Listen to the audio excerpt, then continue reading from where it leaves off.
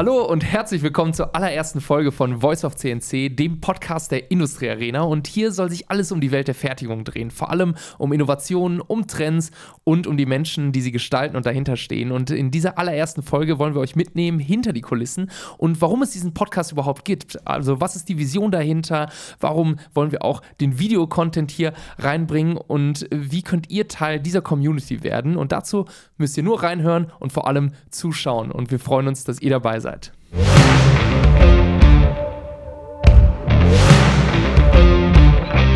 So, und nach diesem kleinen Intro und dieser kleinen Begrüßung möchten wir auch direkt mit Gast Nummer 1 starten. Es ist kein geringerer als der Geschäftsführer und der Kopf hinter der Industriearena oder vor allem der CNC-Arena, wie sie früher hieß, nämlich Frank Nollen. Und ich freue mich sehr, dass wir hier zur ersten Folge zusammenkommen, Frank. Ja, hi Kai, Wahnsinn. Es ist super toll, dass wir es geschafft haben, endlich in unserem neuen Podcast-Studio zu sein, oder? Ja, schön sieht's aus, oder? Ja, es ist großartig geworden, gerade auch mit den ganzen Exponaten, die unsere Kunden uns zugesendet haben in den letzten Monaten.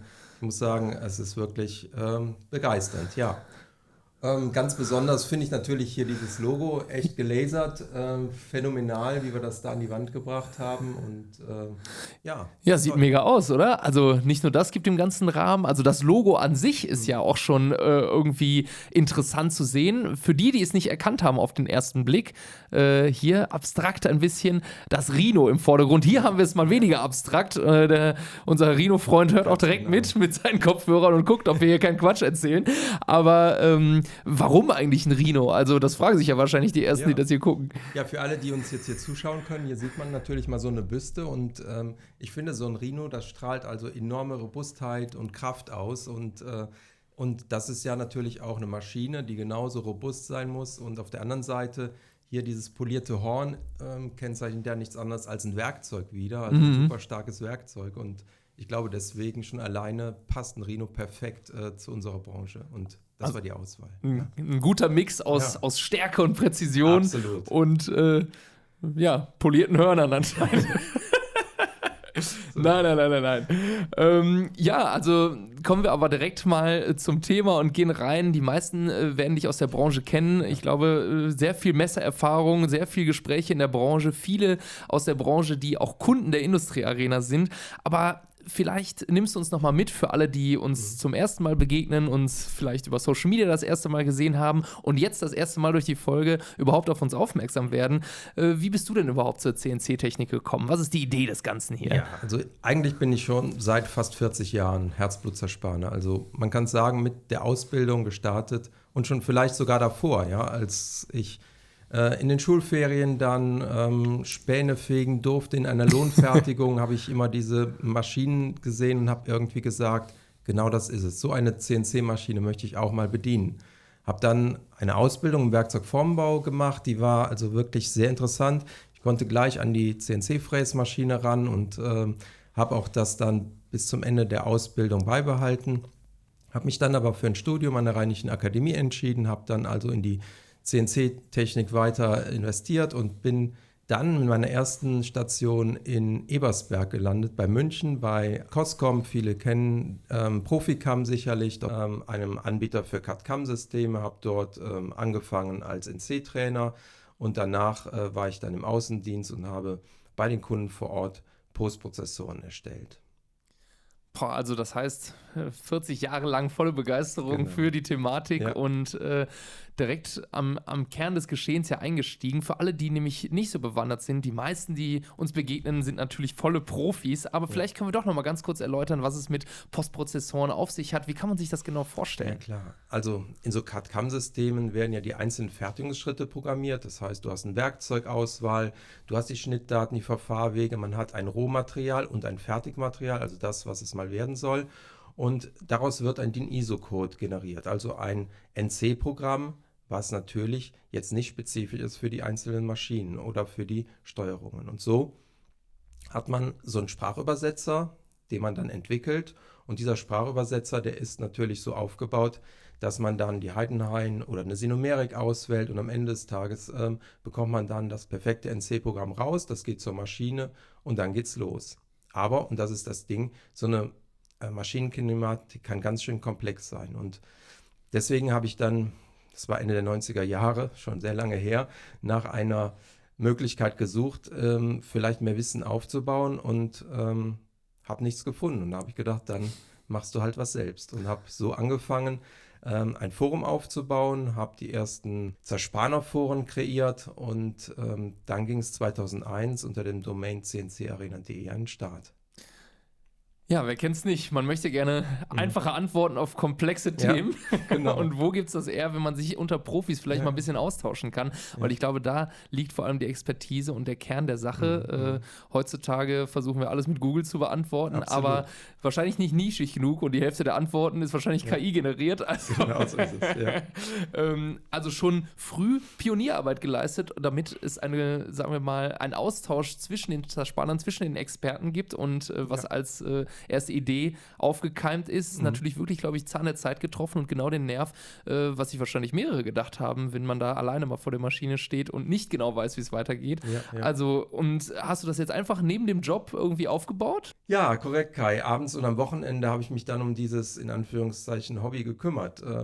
Ich habe irgendwann die Chance, zu Siemens Software zu wechseln, nochmal einen Schritt weiter in die 3D-Konstruktion und Fertigung einer Software und habe dort dann sehr schnell auch einen ähnlichen Job bekleidet. Das heißt, ich war sogar europaweit tätig, habe dort mich auch um die Maschinenanbindung und Postprozessoren gekümmert und hatte dann natürlich die Chance, weil ich sehr nah an den Zerspanern war, dann die Flyer auch direkt zu übergeben, gesagt, hier, schaut mal rein, wenn ihr Fragen habt, lasst uns das gemeinsam irgendwie lösen. Und das wurde super schnell, super gut angenommen, weil alle eigentlich gefühlt darauf gewartet haben.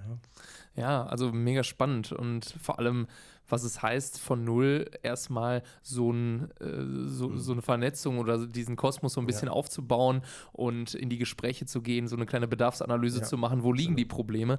Genau. Stelle ich mir sehr intensiv vor, muss ich nicht vielleicht schon zu intensiv, um es nur als Hobby nebenbei zu betreiben? Offensichtlich, oder? Ja, so war es. Ne? Ja, das heißt, zu groß geworden für Nebenbeschäftigung und also ist da erst dann die Idee gekommen, okay, da müssen mehr Leute dran arbeiten? Ja, also es war nicht nur die Zeit, die wir alle investiert haben, also wir hatten schon eine gute Zusammenarbeit verschiedener User in der Community, aber es waren auch die Kosten, die zum Betrieb dieses Portals enorm angestiegen sind. Und so haben wir halt dann die ersten Sponsoren gesucht und natürlich waren die da idealerweise passten, Heidenhain als großen Steuerungsanbieter, dann auch der erste Sponsor der Industriearena. Wir waren damals super stolz und nachdem Heidenhain dann an Bord war und auch quasi die Community mit moderiert hat im Bereich Steuerung, haben sich sehr schnell weitere Unternehmen dazugesellt und und das ist dann auch immer weiter gewachsen. Ja. Also kannst du auch, wie manche sich das vorstellen, also vielleicht, wer mich von Social Media kennt, ich habe ja damals mein Hobby auch mal zum Beruf gemacht und eine Zeit lang auch Musik gemacht. Und würdest du sagen, du hast dein Hobby auch zum Beruf gemacht? Absolut, ja. Bis heute, zum heutigen Tag. Deswegen sage ich auch mit Herzblut dabei. Und ich glaube, es vergeht keinen Tag, mit dem ich mich nicht mit der CNC-Technik beschäftigt habe. Ne? Und 2008 haben wir dann mit Partnern auf einer damaligen Messe in Frankfurt, das war die Euromold, eine große Prozesskette aufgefahren. Das heißt, wir haben all unsere Kraft und Power zusammengebracht und haben durch das ja schon erlangte Netzwerk dann auf der Euromold quasi einen Bobbycar Alufelgen verpasst. Ne? Das Modell, das haben wir auch hier vorne noch, oder eines der Modelle haben wir auch hier stehen, mit dem Muge Franken damals zusammen die Idee konzipiert und diverse Prozesse, die für die Fertigung notwendig sind, hatten wir auch dann da vor Ort. Und das hat den VDW damals extrem begeistert, weil die haben uns besucht und haben gesagt, Mensch, lass uns doch was zusammen machen. Und so ist dann 2009 die CNC Arena GmbH entstanden und ich quasi damit auch in die direkte Selbstständigkeit, habe dann bei Siemens gekündigt und war seitdem mit der Arena auch ganz vereint. Krass. Also das ist doch mal eine Story, wie halt eine Gründerstory, wo man sagt, hier hat man mit Herzblut eine Problematik erkannt und gesagt, hey, da machen wir was draus. Und du sagst schon ganz richtig, es ist als CNC-Arena entstanden, also sehr nischig für den Zerspaner, der an der Maschine steht und genau das braucht. Und irgendwann kam ja der Wechsel dann Richtung Industrie-Arena, der Dachmarke, mit der wir jetzt hier auch unterwegs sind, worunter jetzt auch Voice of CNC läuft.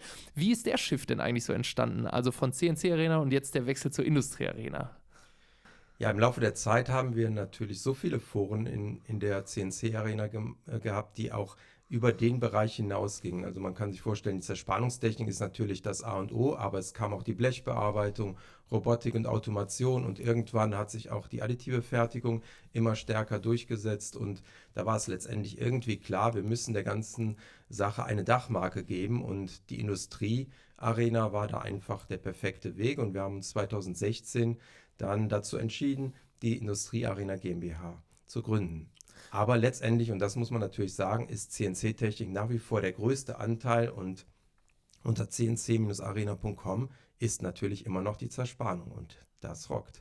Ja, und offensichtlich hat sich genau dieser Schritt nämlich ausgezahlt, denn die Industrie-Arena, CNC-Arena und später Industrie-Arena ist gewachsen und hat andere Dimensionen angenommen, die man sich wahrscheinlich am Anfang gar nicht so hätte ausmalen können. Also ich will nicht zu viel vorweggreifen, aber ich meine, die Teilnehmerzahl und die Menschen, die registriert sind und teilhaben an dieser Community, sind schon in den letzten Jahren ein bisschen gewachsen, oder? Absolut, das begeistert uns bis heute jeden Tag, ne, wie positiv das Portal auch angenommen wird. Auf jeden Fall, ja. Ja, krass. Also die Dimensionen haben sich aber auch extrem ausgeweitet. Nicht nur geografisch sind wir jetzt über den deutschen Raum hinaus, auch die Mitgliederzahlen und die Teilnehmer unserer Community sind ja extrem gewachsen. Also was ist da überhaupt passiert? Also wir haben uns da ganz schön ausgedehnt. Ja, absolut. Also ich sag mal so, durch die Recherche haben wir irgendwann festgestellt, da gibt es noch jemanden in den USA, der eine ähnliche Idee vor vielen Jahren hatte und das Ganze unter der Domain CNC Zone platziert hat. Und nach Kontaktaufnahme passte die Chemie sehr schnell, halt Zerspaner zu Zerspaner. Und wir haben dann erstmal überlegt, lass uns doch gemeinsam in irgendeiner Form eine Kooperation aufbauen. Wir haben dann die beiden Portale so ein bisschen miteinander verknüpft, verbunden, uns die Bälle zugeschoben.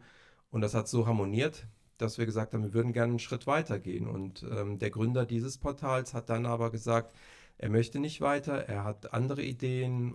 Da war zum Beispiel die Drohnentechnologie, die für ihn jetzt ein großes Thema waren. Und ja, und da hat er uns das ganze Portal dann angeboten. Und da haben wir nicht lange gezögert und sofort zugeschlagen. Ja, und ja, mittlerweile sind wir komplett vernetzt. Das heißt, wir haben die beiden Portale, die User, alles zusammengefahren und tatsächlich können wir heute über 600.000 Anwender aus der CNC-Branche miteinander ja in die Kommunikation bringen, in 3 Sprachen, Deutsch, Englisch und Spanisch mittlerweile.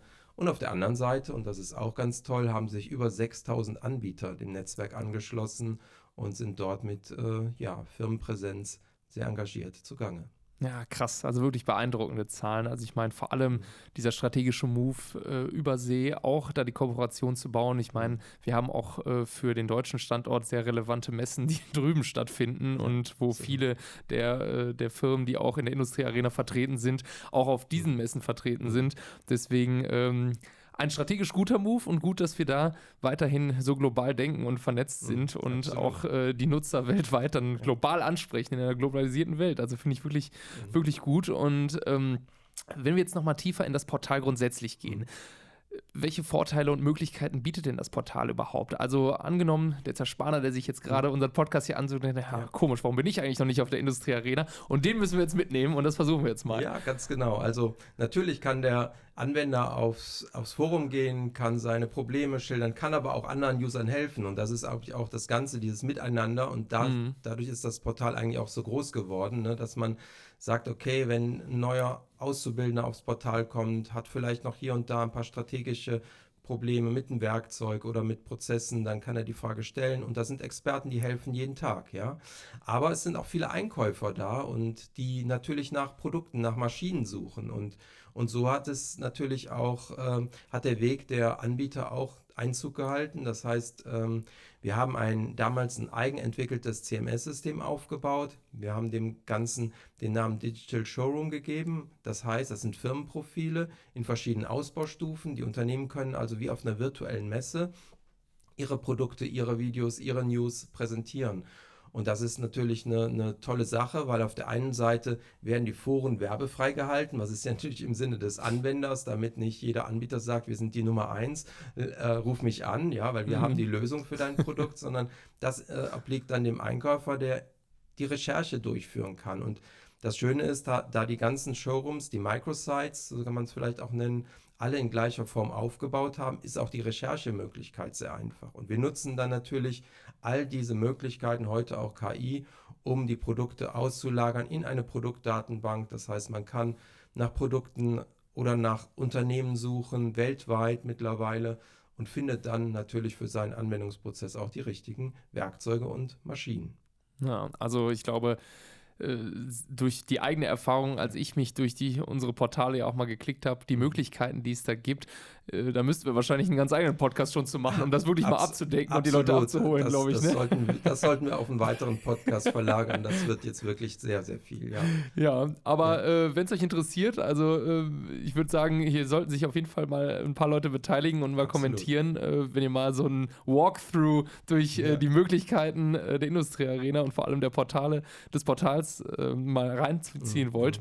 Weil neben Digital Showroom gibt es sowohl auf Anwenderseite, aber auch als Anbieter natürlich extrem viel, was man da berücksichtigen kann. Deswegen sehr, sehr spannend, ist auf jeden Fall ein Besuch wert. Und wer noch nicht angemeldet ist, unbedingt an der Stelle mache ich nämlich mal ein bisschen Werbung für uns, weil es lohnt sich. Ja, es ist wirklich spannend, hier mal zu hören und zu sehen, wie beeindruckend dieser Weg der letzten 20, 25 Jahre ist, von wirklich der Gründungsidee bis hin zu das, was es jetzt gerade ist. Und wir konnten schon viele Einzigartigkeiten der Industrie-Arena so ein bisschen raushören, aber um es vielleicht nochmal für den Hörer draußen so ein bisschen auf den Punkt zu bringen, weil mittlerweile wir in einer Welt leben, wo vor allem soziale Medien wie Instagram, aber auch Business Networks wie LinkedIn mit dem Kernprodukt der Industrie-Arena in Konkurrenz stehen und wir trotzdem sagen, es ist nicht das Gleiche, es ist was anderes, wir heben uns doch nochmal etwas davon ab und vielleicht, dass wir diese Kernidee nochmal so ein bisschen platzieren und sagen, was ist denn das Besondere, warum ist die Industrie-Arena für so viele Menschen, die draußen an der Maschine stehen oder der Zerspannungs- und CNC-Branche angehören, der Fertigung, so viel besser, als sich jetzt über andere Kanäle zu connecten? Ich würde gar nicht sagen, dass es besser ist. Es ist anders und es ist einfach unique. Und das ist das, was du gerade auch schon sagst. Wir haben ein Portal geschaffen, was Gleichgesinnte zusammengebracht hat. Ne? Und unser Ziel und unsere Vision war immer, Brücken zu bauen und zwischen den Anbietern und Anwendern halt in einer großen gemeinsamen Community. Und das ist etwas Besonderes, weil wir die Bedarfe der User auch erkennen und dementsprechend auch Erweiterungen dort eingebaut haben. Zum Beispiel gibt es Order Matches, eine große Auftragsvermittler, das heißt Einkäufer und Zulieferer vereinen sich mit über 2000 Firmen mittlerweile dort und tauschen Aufträge aus. Das ist aber auch unser Magazin. Wir haben ein großes Fachmagazin irgendwann aufgebaut, mittlerweile schon über 30 Auflagen, was wir dann zu Fachmessen mitbringen, wo wir dann auch wirklich die Geschichten der Community erzählen. Ne? Es sind aber auch viele andere Dinge, wie eben Gebrauchtmaschinen, es sind Neumaschinendatenbanken und dementsprechend richtige Shops eingesetzt worden. Das heißt, egal was man braucht in der Fertigung, man findet es auf Industrie-Arena beziehungsweise auf der Tochter CNC-Arena. Also der Ort, wo sich die Experten der Branche die Klinke in die Hand drücken, digital ausgedrückt. Ja. Tja, das war mir auch ehrlich gesagt gar nicht so klar, auch wenn man sich tagtäglich damit beschäftigt. Also das Thema und das, was die Industrie-Arena bietet und was die Leitidee hinter dem Ganzen ist und zu was es sich entwickelt hat, das ist wirklich echt spannend und ich denke, spätestens jetzt sollte jeder mal so einen kleinen Abstecher auf industriearena.com machen und sich vor allem registrieren. Wenn er Teil dieser Branche ist und der Fertigung, kommt man ja eigentlich gar nicht mehr drum rum, würde ich sagen. Auf jeden Fall. Und aber bei dem ganzen, sagen wir mal, Geschäftsführer sein, Gründer sein, diese Marke repräsentieren, und immer auf Messen unterwegs sein. Ich stelle mir das manchmal auch anstrengend vor. Da braucht man ja eigentlich auch mal einen kleinen Ausgleich. Du hast gesagt, du machst dein Hobby zum Beruf. Das heißt, wenn du nach Hause kommst, dann zersparst du noch in deiner Freizeit oder programmierst noch oder machst du was ganz anderes? Idealerweise schon, aber leider habe ich keine Maschine zu Hause, was vielleicht auch ganz gut ist. Aber ich habe natürlich meinen Ausgleich. Auf der einen Seite gehe unwahrscheinlich gern joggen, Mountainbiken und natürlich auch Fitness. Aber auf der anderen Seite liebe ich es, im Garten den Rasen zu mähen. Das ist für mich wie Meditation. Und seit einiger Zeit haben wir auch einige Hochbeete. Das heißt, der Gemüseanbau, der hat mich gepackt. Also ein bisschen gesünder auch vielleicht zu leben. Ja, Wahnsinn. Eine Vielfalt an Hobbys, von der Drehbank bis zum grünen Daumen. Das ist ja wirklich sehr, sehr schön. Vor allem die Hochbeete haben es mir angetan, weil auch die Hochbeete wollen ja auch geerntet werden. Und im besten Fall landet das Geerntete dann auch in der Küche. Und das ist auch das Stichwort, mit dem ich die neue Kategorie gerne einleiten würde. Denn wir wollen das CNC-Kochbuch hier bei uns im Podcast mit als Rubrik aufnehmen. Und wenn es um Kochen und Küche und Kulinarik geht, möchte ich natürlich als unser erster Gast auch von dir wissen, was dein Lieblingsgericht ist, weil das wird dann das erste Rezept, was wir mit in unser CNC-Kochbuch mit aufnehmen würden. Ja. Was würdest du denn am liebsten kochen? Was sind deine Lieblingsgerichte oder dein Lieblingsgericht? Ich muss da vielleicht etwas ausholen. Ich habe das Glück, eine Frau zu haben, die fantastisch kochen und backen kann, und da gibt es bei uns nicht nur für mich nicht nur ein Lieblingsgericht, sondern Lieblingsgerichte quer durch die internationale Küche, ne? Aber wenn ich mal was mache, dann, ich habe übrigens 2 erwachsene Söhne, ne, die gerne und viele Proteine brauchen. Und die können was verdrücken wahrscheinlich. Ne? Genau, dann mache ich schon mal Enchiladas mit Hähnchen und das Ganze dann natürlich noch in einer Auflaufform mit Käse überbacken. Und da reicht nicht eine Auflaufform, da müssen schon mindestens 2 her. Und ich muss sagen, das ist auch eines meiner Lieblingsgerichte, und das würde ich für dieses Kochbuch auch gerne zur Verfügung stellen. Das heißt, Vorsicht beim Kochen, weil beim Frank ist dann die doppelte Menge da angegeben. Ganz genau, ja. Aber sehr, sehr schön. Läuft einem ja schon das Wasser im Mund zusammen, klingt sehr, sehr gut. Also das wird dann das erste Gericht in unserer Rubrik CNC Kochbuch und wird auf jeden Fall spannend, das mal nachzukochen. Für mich auch nicht schlecht, klingt auf jeden Fall sehr, sehr gut. Und tja, Frank, jetzt sitzen wir hier in unserem wunderschönen Podcast-Studio mit unserem Rhino, mit unserem Logo, und wir dürfen Ideen schmieden. Wir dürfen über Themen reden, die dich schon seit über 25 Jahren beschäftigen und warum das Ganze hier entstanden ist. Und das ist als Add-on hier gedacht, dass wir hier nochmal den Schritt weitergehen und die Leute daran teilhaben lassen, die Leute mitnehmen, nicht nur auf der auditiven Ebene, sondern die Leute können zuschauen in verschiedenen Möglichkeiten, Rubriken. Wir haben sie in letzter Zeit ja sogar schon auf Messen mitgenommen und mehrere Kategorien unseres Podcasts nach draußen gespielt und gezeigt. Aber vielleicht fragen sich ja manche, warum macht ihr das überhaupt? Und ich glaube, uns gehen ja die Ideen nicht aus, und wir wollen gerne unsere Ideen weiterentwickeln, um der Community ein bisschen was zurückzugeben, einfach gemeinsam in Kommunikation zu treten. Und um das vielleicht zu beantworten, wollte ich vielleicht mit dir nochmal drüber sprechen.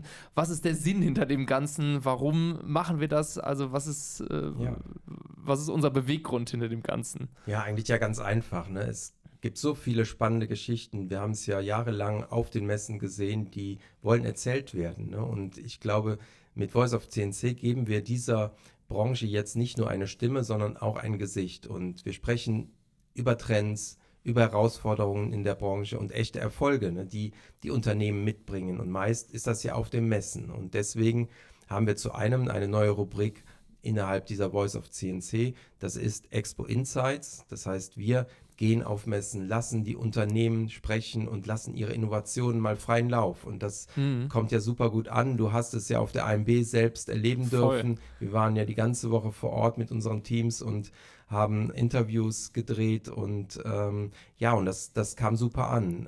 Wir haben die natürlich alle in den Kanälen, in den üblichen Kanälen auch veröffentlicht und nutzen auch natürlich die Instagram- und LinkedIn-Strukturen. Wir haben YouTube-Kanal jetzt gerade im Start, sodass wir da jetzt bereit sind für diese neue Ära in der Industriearena. Und die Marke, die haben wir jetzt implementiert. Das ist richtig. Ja, und ich kann mich noch gut an die AMB erinnern. Also wir sind da wirklich die ganzen Tage durchgepaced und haben ein Interview nach dem anderen da mit den Leuten ausgemacht. Und das Schöne ist, was zurückkam, nämlich diese Kommunikation mit den Menschen, die an der Innovation beteiligt sind und das wirklich in die Community zurückgeben wollen. Und wenn wir da, glaube ich, der Brückenbauer sind, um die Leute dann miteinander sprechen und kommunizieren zu lassen, dann haben wir unseren großen Teil da, glaube ich, wirklich zu beigetragen, um zu sagen, hey, wir kommen wieder so ein Stück weit zusammen und geben dem Ganzen eine Stimme, nicht nur für die alten Hasen, sondern vielleicht auch für Auszubildende, die jetzt neu in der Branche sind und sich gerade an das Thema rantasten. Und konnten dann wirklich eine ganze Bandbreite da aufzeigen. Also vom ganzen Nachwuchsstand, den wir auch mit medial begleitet haben, bis hin zu den ganz, ganz Großen, die mit uns gesprochen haben und gezeigt haben, was sie drauf haben und können. Da war wirklich PS unter der Haube. Ja, absolut. Und wir haben es auch dann direkt weitergeführt. Wir waren ja dann auf der Formnext, die additive Fertigung, auch ein sehr spannendes Thema. Ne? Und ihr wart dann ja sogar noch mal eben auf der Intec, weil wir konnten euch ja kaum bremsen. Ja? Und ja, toll. Und jetzt stehen wir kurz vor der EMO. Ja, das ist natürlich die Weltleitmesse. Die Vorbereitungen laufen, also wahnsinnig viele Unternehmen bereits heute schon in der Buchung. Das heißt, die wollen alle, dass wir vor Ort da erscheinen. Und ja, wir können es hier sagen, es gibt noch ein paar Slots, nicht mehr viele für die 5 Tage. Wir sind mit 2, 3 Kamerateams da. Und das wird auch, ich sag mal, gigantisch für uns und für die Kunden auch. Was wir auch letztendlich noch dann konzipiert haben, ist eine weitere Rubrik, die heißt Espresso Talk. Espresso Talk ist natürlich, wie der Name es schon sagt, etwas Kompaktes, schnell auf den Punkt gebrachter Austausch über eine bestimmte Innovation oder eine Idee und das maximal 5 Minuten. Wir haben auch das schon auf der AMB mal gestartet und mal sehen, wie sich auch diese Rubrik entwickelt. Die dritte Rubrik, und das ist etwas, worauf wir jetzt eigentlich auch sehr stolz sind, das ist der Bereich Podcast Behind the Scenes. Also das heißt, zu einem werden wir jetzt die Podcasts, die wir jetzt hier gerade, mit denen wir jetzt hier gerade starten, natürlich fortführen. Wir haben unwahrscheinlich viele Unternehmen in der Warteschlange, muss man schon fast so sagen. Ja, das heißt, wir werden zur Alfred Schütte GmbH fahren, wir werden zu Paul Horn GmbH, haben dann den Markus Horn sicherlich im Interview und werden mit ihm auch mal eine Reise durch das Unternehmen gehen. Also das Thema Behind the Scenes war für mich immer sehr wichtig, weil ich gesagt habe, ich möchte mal hinter die Kulissen schauen. Früher kannte man ja Sendung mit der Maus und wir haben gesagt, wir wollen das Sendung mit der Maus für Erwachsene kreieren. Das heißt wirklich mal schauen, wie werden die Produkte auch gefertigt. Ja, es ist vor allem ganz toll zu sehen, wenn man dann so intensiv in die Unternehmen reinguckt, auch mal die ganze Wertschöpfungskette zu betrachten, also auch mal bei den Kunden unserer Kunden so gesehen, mal zu gucken, was tragen die dazu bei, damit wir am Ende fertige Endprodukte in der Hand haben und wie, das haben wir dann mit der Industriearena geschafft, auch die ganz vielen verschiedenen Dimensionen der Industriearena oder der Industrie ineinander laufen und von Zerspannung über Fertigung, Überschleifen, Überdrehen, alles möglich da möglich gemacht wird und gezeigt wird. Und das ist dann, glaube ich, auch der Sinn hinter dem Ganzen. Ne? Ja, absolut. Also wir wollen auch, und das ist, glaube ich, uns auch gelungen, wir wollen anhand von praxisbezogenen Bauteilen eigentlich in die Fertigung einsteigen. Zum Beispiel, wenn man sich das E-Bike anschaut, da gibt es dann eine Radnabe und wenn man sich diese Radnabe mal hernimmt und sieht, was da für eine Präzision drin steckt, ne, und wie wird die denn eigentlich produziert, auf welchen Maschinen, mit welcher Art, in welcher Geschwindigkeit,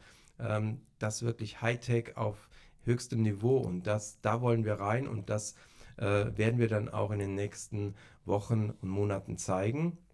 Natürlich werden wir auch die Unternehmen Richtung EMO befragen. Ne? Was bringen sie mit zur EMO? Ne? Und was für Maschinen und Innovationen erwarten uns eigentlich als Ersparner, als Einkäufer, als Besucher der Messe? Und ich glaube, das wird auch total spannend, da mal so ein bisschen vorab eine Preview zu bekommen. Und wir freuen uns auch, dass Herr Göbel mit on the road sein wird die nächsten Wochen und Herr Göbel als Leiter der Messen für den VDW und eben der EMO, der Weltleitmesse. Da werden wir auch sehr viele Informationen in den nächsten Wochen bekommen.